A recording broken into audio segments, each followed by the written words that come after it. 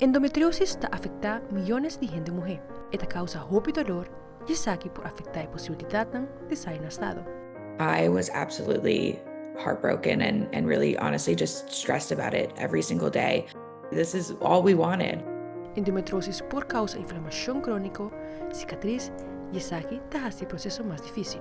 We have many patients who have undergone surgeries and have successful IVF after surgery, versus before surgery they have multiple failures. The problem too also is these patients, it takes 7 to 10 years to be diagnosed. Most people really get pregnant between the ages of 25 to 35 or 40. After the age of 35, your fertility starts going down. Tratamiento nan por ayuda de saki. It's like a love that I've never experienced before. Mira Fabiola Angela-Hernandez, Patria Noticia.